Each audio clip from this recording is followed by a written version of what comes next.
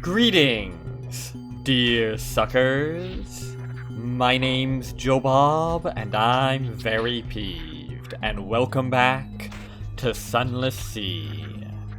We're here in old Henson's Landing, amidst the Muppet folk. I mean, clothes folk.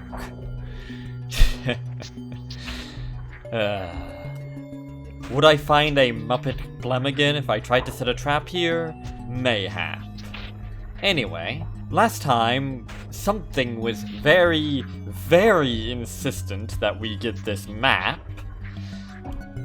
So let's show the island map to the clothes folk. They know this place better than you. Perhaps they'll know what to make of it. Muffled gasps. You found the legendary map of Captain Shroombeard, the unconvincing lion says. This points to where he's buried his stolen treasure. We'll help you find it. Hurry, hurry! A large spade is pushed into your hands, and a crowd of clothes folk leads you excitedly out of the village. Looks like you're going on a treasure hunt. Apparently.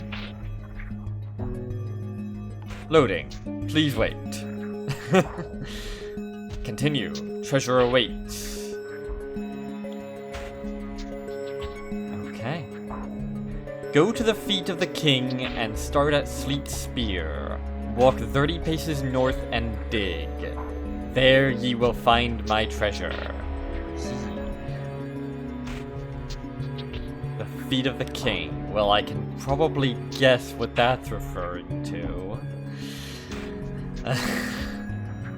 So you know what? Let's go everywhere except that. Go to the western beach. May have been pristine once. Now littered with flotsam, too heavy for the clothes folk to carry away. As you watch, several clothes folk comb the beach, gathering trash and occasionally trying and failing to lift one of the larger pieces of flotsam that's washed ashore. A couple of clothes folk children clumsily toss a ball back and forth. All of them stay far away from the lapping waters. Naturally, the limbs that animate them don't reach that far. Or do they? Start searching at a collapsed cave. A hill rises up out of the adjoined valley, where a cave entrance has been covered up by debris. The placement of rocks looks deliberate.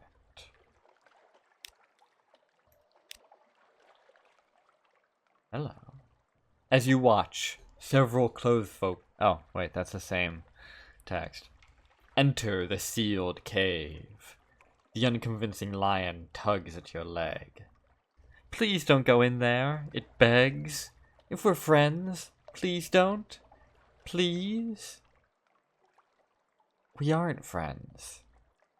I don't know you, and I don't care to know you. Unfortunately, I don't have any sticks of dynamite. Is this the curtain behind which the wizard resides?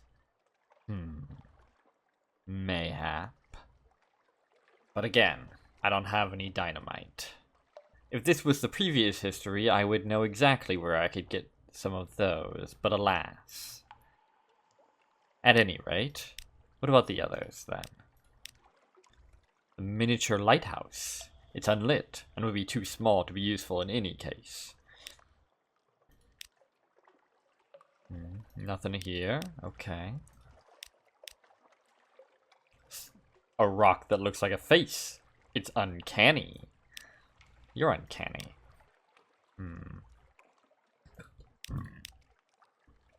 The northern hills. Endlessly green. Easy to get lost in for somewhere so bare. Where are you, precisely? A good question. Not a wise one. Rolling green hills surround you in all directions, cut off from any path. You climb one to get a better view, only to find your vision cut off by fog. Even out in the open, without the clothes folk to guide you, you would be completely lost here. There should be a comma after you. Start searching at an enormous mushroom. A pale mushroom, taller than some trees, has taken root here in this damp valley.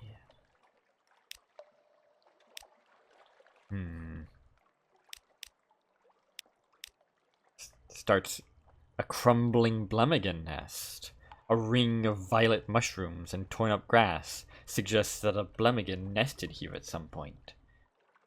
Where is it now? Hiding? Lost? Long gone from this world? Well, it would be in my hold if I had more water. But alas.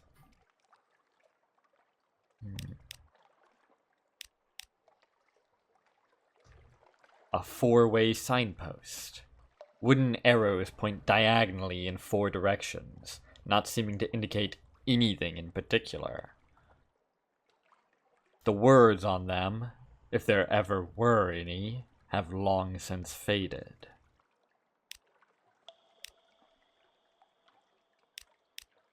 Okay. Go to the Eastern Homestead. It's long abandoned, but exactly the sort of place a retired pirate might have once lived. Perhaps the treasure was kept nearby? The door of the house lies broken open, kicked in and looted by some past adventurer. Honey yellow mushrooms sprout in the windows and up through the floorboards. The outside fares little better, untended and crumbling past what the clothes folk are able to reach. Start searching at a lonely grave. Rain has worn away the inscription on the stone. The dirt looks freshly disturbed. I'm freshly disturbed. Oh. Dig up the grave. Haha, what are you doing? One of the clothes folk laughs nervously. There's no treasure there, silly.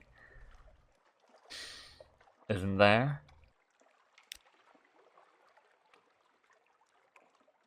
Oh God. Oh God. It's only a couple of strokes in that you hit something other than Earth. A body in a naval uniform. Its age does not match the age of the stone. A honey yellow fungus grows up through its mouth and eyes and sprouts from the tips of its fingers. Below the body is another, in a similar condition. And another. And another. You turn out 7 corpses in varying states of decay before your arms give out and you collapse onto the hillside. There, there, a clothesfolk rabbit says, patting your head with its soft fuzzy paws. It's all going to be okay.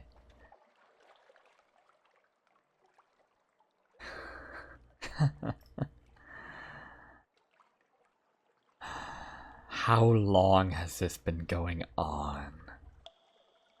How long has this been going on?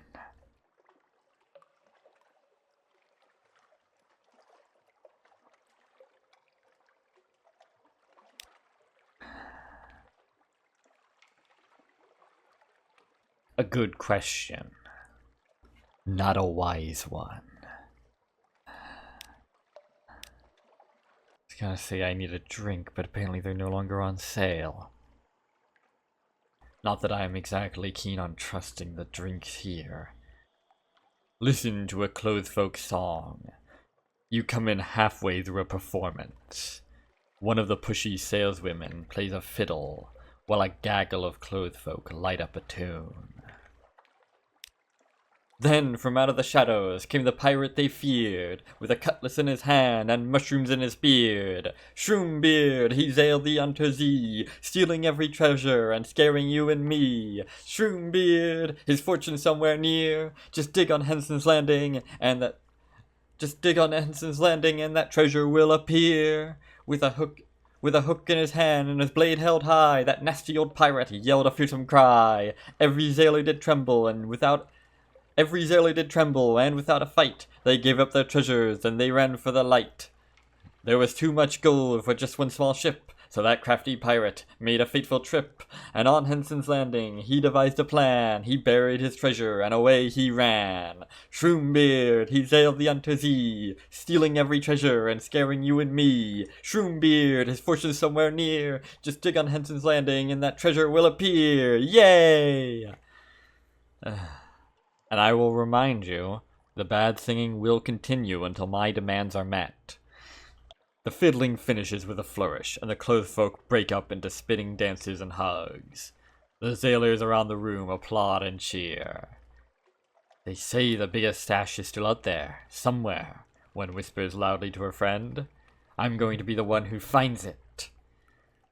Oh, apparently that was enough to remove all the terror that I gained from finding those bodies hidden in that grave. Isn't that pleasant? Exactly enough, even. Ha. Well then. You've been here long enough.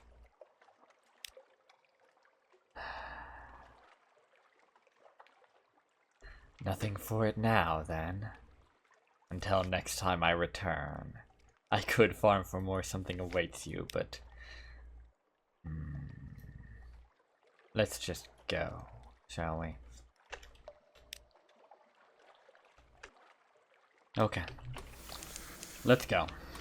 And hope that the Shogunate is somewhere around here.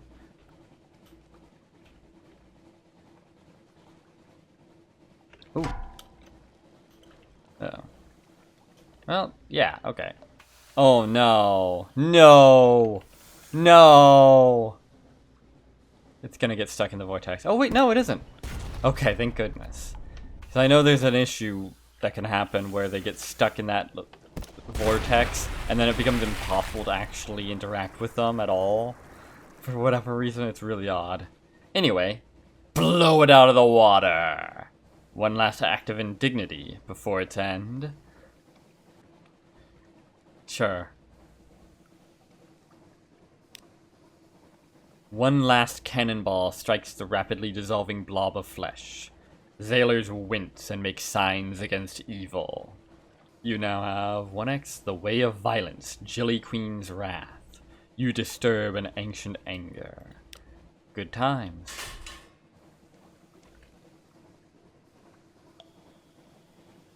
Oh yeah, forgot. The way killing Z-Beasts actually reduces your terror.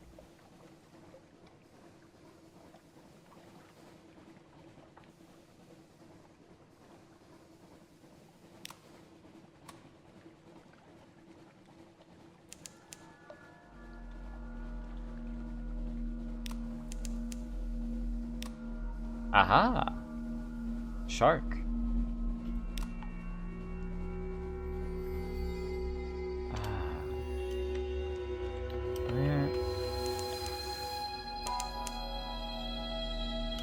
Where's the port?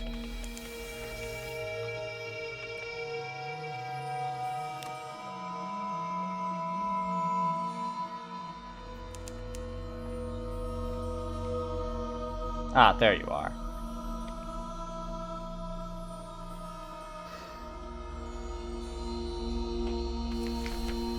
Sea glass. The starlit tangle of otherworldly coral looms ahead. Not exactly what I was looking for. That's the replacement for Port Cecil. That adds up, yeah? Explore the port. It's a small stalk of normalcy, with the bending corals beyond. Staring ghosts of men and women. The inhabitants of the town exist as if in a dream. Blank eyes twinkle with far-off visions granted by the beyond. A few people with their minds grounded in the dank squalor of the present seem relieved to see another lucid face. An incomparable view. What won't you see? The inwardly sparkling reefs snake their way onto the shore, passing the docks and rising up beyond the terrestrial civility ahead. Mankind was never meant to come here.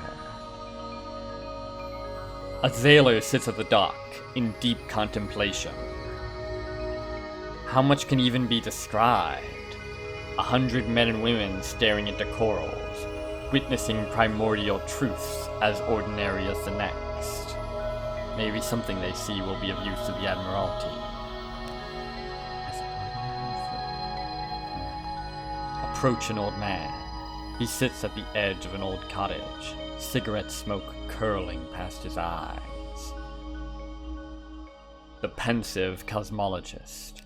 The man isn't the most positive of influences. Real treasure to see some folks in their right minds. The man is a rare anomaly within the port, neither mind-addled by delusions, nor brain-dead. He simply sits, a constant cigarette between his ivory mutton chops, and a look of profound irritation in his eyes. He has clearly been here a painfully long time. Ask about the blank-eyed townsfolk. Surely no one is born empty-headed. Well, the visions of the higher places. The corals here are akin to a window, through which we can see into the heavens, the cosmologist says, with all the wonder an old man can muster without provoking sarcasm. Some see things that they wish they hadn't. Ask about the cosmologist's own state. Surely he cannot be immune to the cosmos. Maybe. Maybe. The will to understand. The cosmologist explains his position in absurd technical detail, to the point where scientific and occult terminology could easily become one and the same. Thankfully, your confusion is noted, and he slows himself. In essence, I remind myself of my reality. I know it is out there, but I also remember what binds me here. That reminder keeps my mind at its most centered. His explanation still doesn't make sense, but at least it's presented with phrasing you can digest. Oh. Seek to acquire a view of the heavens. Curiosity, or hunger, has a hold on your mind. What's the difference? You'll need to visit the corals. The man doesn't seem thrilled, but he directs you towards the labyrinthine surface reefs beyond the veneer of civilization presented by the port. Okay. Sure. Fields of smooth glass rise up from the waves. Most of it is pale and cloudy, but in countless places all along the surface, it forms natural mirrors that reflect more than blackness. People amber hither and thither, peering into pain after pain. Peer into another world? Sure. Why not? What could possibly go wrong? You grease your shirt sleeve against the mist, like clearing the fog from a mirror to see your reflection. But it is not your reflection that you see. Grandness of space. The myriad lights among the spinning black beyond the glass reminds you of the ceiling of the Neath, with 1,000 glowing orbs and specks drifting in and out of your vision. Slowly, as if a curtain was pulled back to let in the morning light, the darkness drifts away. What was thought to be a void reveals itself to be a giant orb, slowly drifting out of view to display a colossus of color and clouds. Your reverie is interrupted with a sharp suddenness of a blow to the head. You no longer recognize your surroundings. The sweet taste of honey lingers on your lips. Someone ought to have warned you. It's another figure in turquoise who speaks. It's easy to get drawn into the images out there. That's why we always carry this. They tap a yellow jar. Prisoner's honey pulls you toward dreams. The sea glass fields pull you somewhere else. It's not a perfect solution. They're not diametrically opposed, but a spoonful helps keep you from getting dragged off. Ha! Convenient. Look around. Once you can stand, that is. Where have you been brought? The unfettered. You're on another part of sea glass. Here, the curvature of the translucent formations prevents sight into other worlds. This is a safe place. A few cozy campfires illuminate friendly turquoise figures, sharing tales of their incredible visions. Incredible here in its original sense, i.e., not credible. Camp of the Unfettered. Beyond the town of glass-eyed husks lies a pond of turquoise figures, each flitting to and fro with visions of gods and angels in their heads. One turquoise giant guides you to his company by the fire with a welcoming wave and a warm grin. Giant, huh? Like a literal giant or just a very tall man? Approach the cheery vicar. The Titanous, bald man with a craggy face offers you a little bag of sweets and a seat next to him by a small blaze. Hello, my child. Do you want a lolly? He exudes the low-rent charisma of a local butcher or barman, and welcomes you to his company with a hefty pat on the back. You've been staring at those fucking crystals all day. Always nice to take a break and have a bit of a chinwag in it.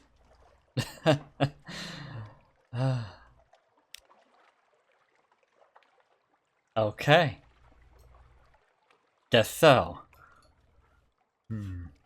Apparently I'll need more otherworldly visions to have a bit of a chinwag. As it turns out, return to the sea glass fields. There is more to be seen. Cheery waves. The Unfettered wish you a fond farewell as you head out. Apparently there is not more to be seen. Peer into another world. Yeah. This will only consume something awaits you and your prisoner's honey if you should fail. That's an interesting. Return to the docks before you see something you can't unsee. You got anything more to say about this? Discuss the strange persons in turquoise. They seem to have full control of their faculties. What does he make of them? His face darkens. No good can come of those lunatics. He spits. If you ask me, we should just throw the lot in a deep, dark hole. Better off that way. Tell us what you really think. He seems more derisive of them than the blank-eyed fellows. Why is that, I wonder? I guess I'll have to find out next time I'm here, perhaps. Any shops? Yes. I probably need fuel, yes. Eye-watering. Bit of an eye-watering price, but well. I'll take 2. Yeah, that should probably be fine. I need a bit more terror anyway. Speaking of, kinda awkward place to have a fight, but I think I can manage if I just.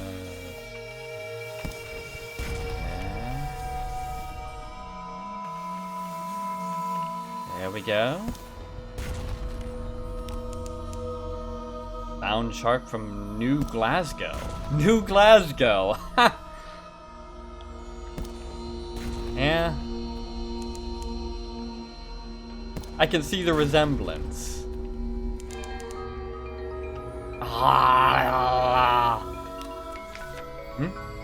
The crawling stars. The lookout shouts. Far above, the false stars in the cavern roof are shifting.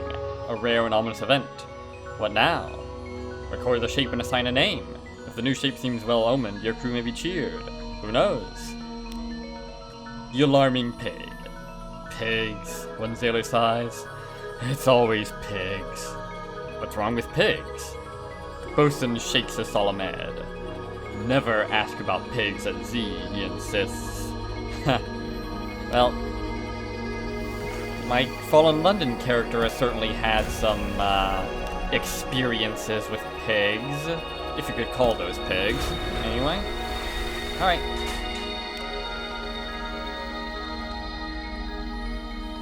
Sharks are kind of like the pigs of the sea, if you don't think about it too hard. Ah, two competing things. Eh well. You've destroyed a bound shark. Oh, what tragedy, what humiliation, oh! Yet as foreseeable as the tide, for just as the scorpion plunged its tail into the back of the noble frog, so am I undone by mine very nature.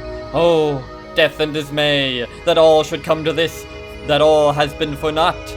A lifetime of agony rendered moot by but a moment of weakness. Oh, gentle captain, I bid thee do as thou must, whether thine hand be gentle, or should fall with an executioner's grace. Oh, should your nature be of harsh or fair, you are bound to it, as I was bound by mine. Oh, alas, exeunt, says the shark. What? I wasn't expecting an entire fucking Shakespearean monologue, but okay. Present your kill to the pale widow. Will this satisfy her? One quick check. She examines the shark's eyes and then turns away. Wrong shark. With that, she stalks away across the deck. You quickly catch up to her, and she faces you with a scowl. The shark I'm looking for has one eye, she says. I blinded the other one while it devoured my husband. Got away before I could finish it off. But so long as old One Eye lives, I will never stop hunting it. While you're distracted, the two-eyed shark slips away into the depths. The widow spares no glance after it. Well, it's a better motive than Ahab, I'll give you that. Hunt sharks and investigate ports near sharks until you have found old One Eye. Okay. Yeah. Okay. So we're not just hunting sharks, we're hunting a specific shark. Sounds like a good time. Sharks that apparently deliver entire Shakespearean monologues when we kill them for reasons. Hast seen old One Eye? Oh, don't you start getting Shakespearean on me. Sharks patrol these waters. Maybe someone here has seen something. No. If that had succeeded, that would have been an astonishing long shot considering the 1% chance of success. Utter silence. Anyone who can still speak does not. Maybe that's a clue in itself. Much like searching for... Much like the whole storyline of Maybe's daughter, this is going to be one of those ones where we have to go to various different ports and have a higher chance of success each time. Or maybe not, because this one is still open. Okay.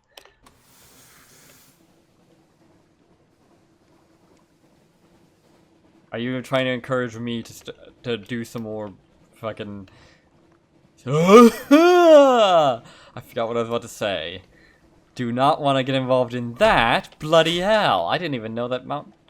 I had forgotten that Mount Nomad patrolled these waters.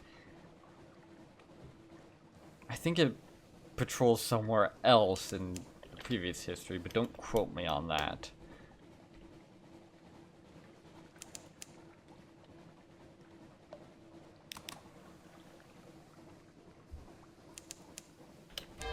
Okay, well, I don't think the Shogunate can be over here, but let me check real quick. Oh! Yeah, Chateau de Sceaux. That lines up.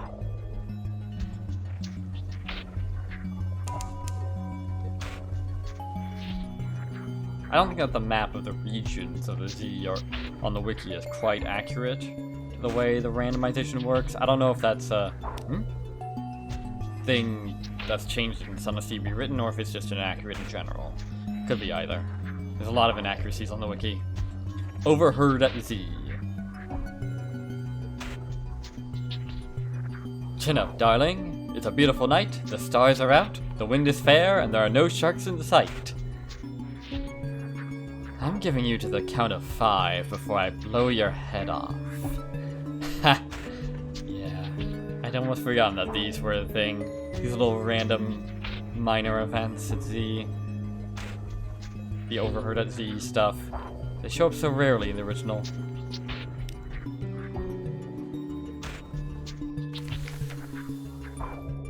Chateau d'Assaut.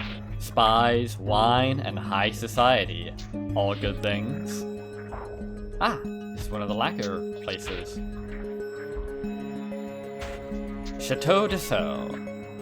This magnificent champignon is home to the finest winery the Nath has ever known. The vintages brewed from its spore-covered flesh are sweeter than anything brewed on the surface.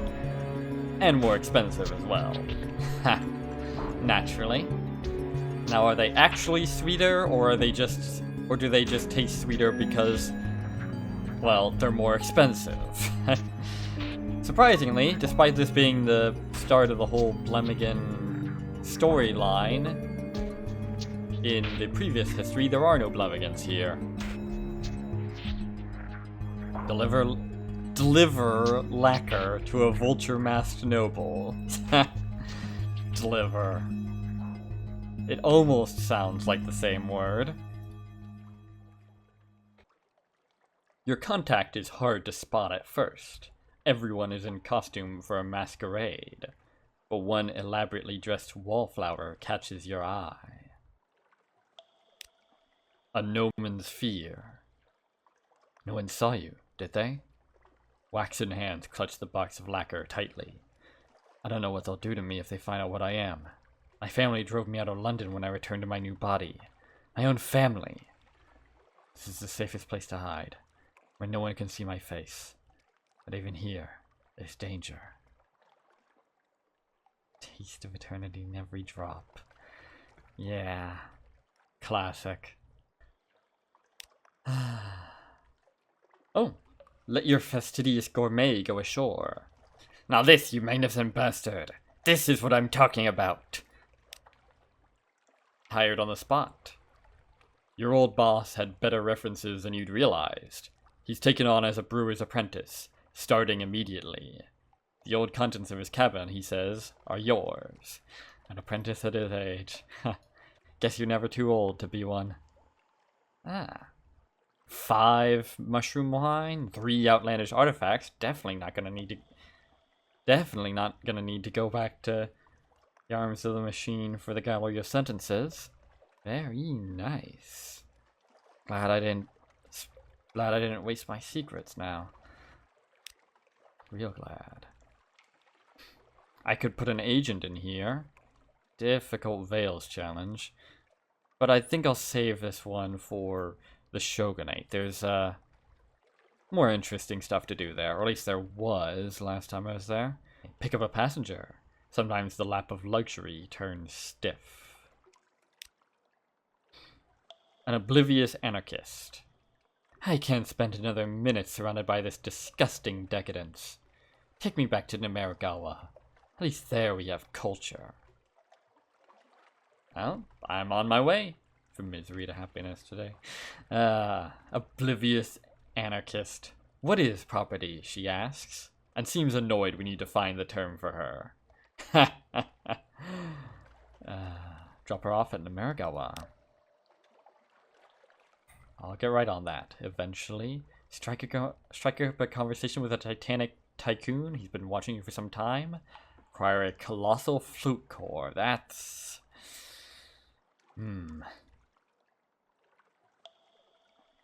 Purchase a cask of Chateau d'Assaut 1866. They say the mightiest mushroom brews the mightiest wine. 1,000 echoes. Is that the wine that the person at Founders Island was offering me? This box is worth a pretty penny now, isn't it? Anyway, compose a port report. It's not what you know, but who you know. Red carpets. The cream of Naath society spend their time here. Admirals and daimyo swan pointedly around one another, attended to by servants that dart in and out of the shadows. Famed thespians, venerated explorers, the odd novelist. You can't help but feel a little out of place. A butler offers you a cask of complimentary wine. It's not a complimentary cask of wine, no. It's a cask of wine that's complimentary. The wine heaps praise on me as I drink it. Shore leave at Chateau de Sceaux. There's a wine tasting course on offer that some of your crew might enjoy. Pah! 30 echoes for 1 terror. Blimey. Even if I wasn't trying to raise my terror. That's... Yeesh. Uncouth accomplices. The course is largely a bust. Your sailors take to respectability like a duck to an aged Chianti. Which is to say, not at all. Still, free wine and celebrities to gawk at leave everyone in an improved mood on the return to the ship. A very slightly improved mood. No shops, surprisingly. That's all we have to do here, then. If I swing low, sweet chariot, I believe that's whatever replaces Adam's Way. I forget now. Let's swing by there. Why don't we? At this point, we're just on a mission to discover literally every port before we find the bloody shogunate. So why not? Oh, wait. There was something... Nearly forgot to talk to you. Speak to the traveling gnomon. Something has him concerned. A nervous gnomon. Truthfully, seeing the fate of our friend of the chateau has me worried, he admits. Will it be so easy to step back into my old life as I imagined? I had friends in London who warned me against going to Crying Heights. What do you think they'll make of me now? He mulls uneasily. Well, nothing for it. The, human factory is our next stop. Yeah, now that I think about it, considering people are literally made in factories in this history, judging people for being made out of lacquer and such is... well. You know, I'm gonna make a prediction right now. Each gnomon that we encounter is going to have had some horrible issues with fitting into their old life or some such. You know, various different existential troubles and all that. And then we get back to London and deliver him. And all his friends and family are just going to welcome him home like nothing happened. Again, I could be wrong, but if I turn out to be entirely correct on that, I am going to be the smuggest piece of shit known to man. Anyway, let's play cards. Something to pass the time. A good hand. Luck is on your side. Alright. Luck is on my side. Twice. Luck is on my side 3 times. I'm trying... Damn it, I'm trying to show you the flavor takes for losing. A poor hand. Luck isn't on your side. Okay. Not particularly interesting then. Still, I gained 100 echoes out of the bargain, so not exactly hugely disappointed.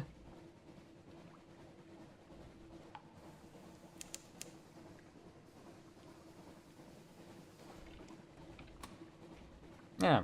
Oh. Coming out of the fog into the wax wind. Bloody hell. Hopefully I can avoid it. No, it's like exactly where I need to go. Ooh. I'm starting to doubt my memory that there even was a rare success from that. Oh wait, no. I think we can maybe mostly avoid it? No. I don't want to talk about it. It's a simple enough question. A yes or no would suffice. There's no difference. Out east, there's no flora, no fauna. It's all the same. It's all Ozao. Yeesh. All of it? Everything everywhere to the east? All Ozao? Bloody hell. I see. Is that a taxonomic designation, or... I don't want to talk about it.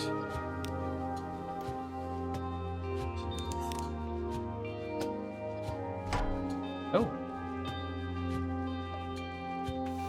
The more I learn about the Ozao. the less I feel like I understand.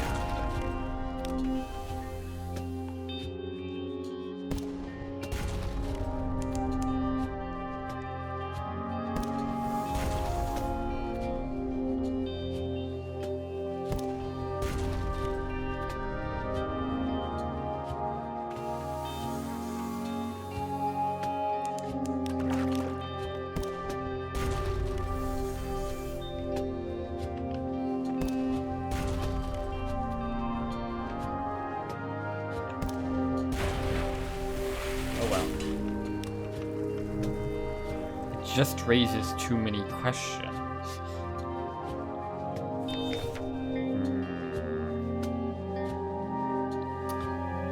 I could do that, but let's give this one to the butcher, since I only need one, and we're gonna be doing this for a while by the looks of it. Harvest its heart. Let me at it. Oh, is this the same? Yes. Let me at it. I'll shut the bleeder up for good, swears the noxious butcher. Yeah, we're not going to be seeing what any of these options look like for a while now, sadly. Heart obtained. The shark does quickly fall silent beneath the cleaver, but compared to the butcher's equally constant grunts and curses, the lamentations were almost preferable. I think the purple prose that it was giving out is rubbing off on you a little. Unwilling to let anyone help her with the cage armature, she resorts to crawling inside the shark to claim her prize. And emerges badly in need of a bath that you already know isn't going to come. Ha! Could we love her more?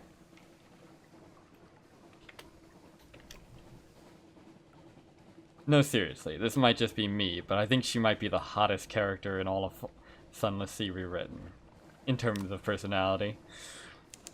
But never mind that. Braxut, also known as Majesty's Pride.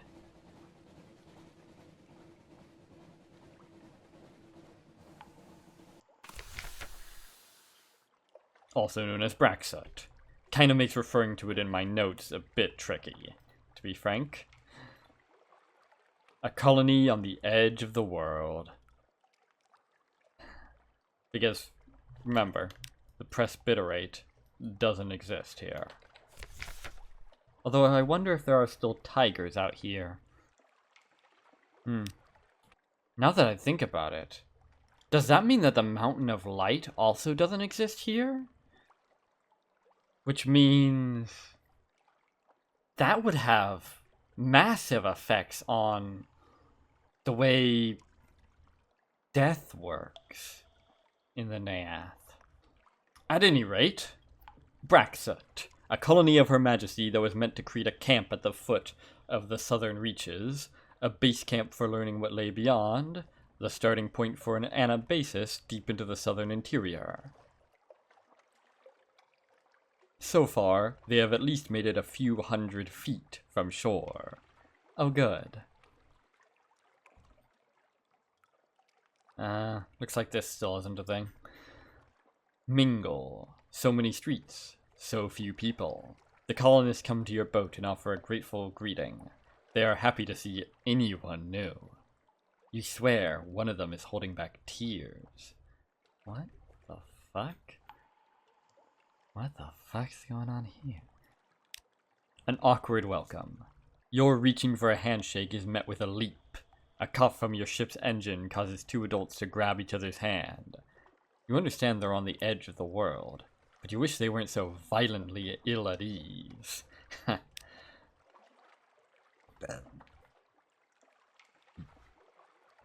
Made a port report. The Admiralty will be interested, if not particularly pleased, to hear about the colony's requests and morale. You shouldn't make a fuss. The colonists balance cagily between desperation and dignity. They will not come back to London in shame before this land is settled.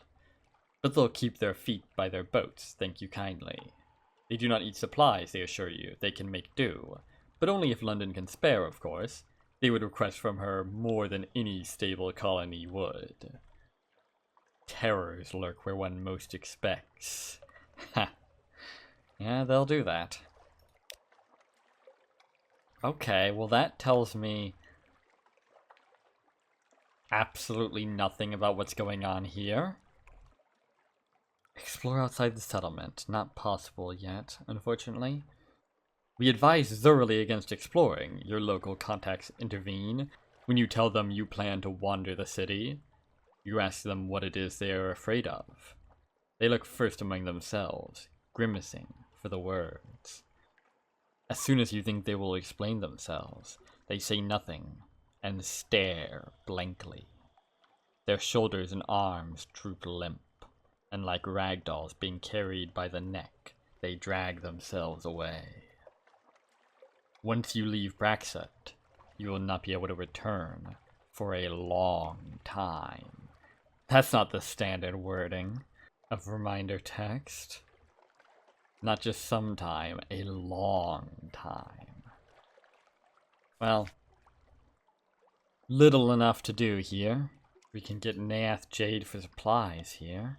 Fuel for 26, that's an even worse price, bloody hell. Mushroom Mine for 32 echoes. Hey, that's pretty good. I mean, Mushroom Mine in London is only 20 echoes. Well, sell 20 echoes, buy 21. And we've got a bunch of them taking up space in our hold. Yeah, let's sell some of these. I'll keep 2 of them, just in case I need them. Okay. Hast seen Old One-Eye? Probably not. No.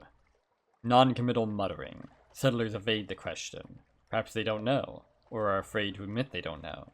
Is that a clue in itself? Maybe? Well, bugger all to do here, then. For now. This is one of those unfinished ports. This is probably the most unfinished port in the game at the moment, given there's basically nothing at all to do here, aside from a pretty useful shop. At any rate, that's these 4 entire slices, more or less fully explored, minus all of this random darkness. You know how it is. So just 2 more slices, then. Hopefully, the Shogunate won't be in the exact last place we look. But I guess we'll just have to find out the hard way. Next time. So until then, I have been Joe Bob, and I'm very peeved. And remember, dislike the video, unsubscribe if you're for some reason subscribed, and leave a nasty comment in the comment section down below. Fuck you all so much for watching, and so long, suckers.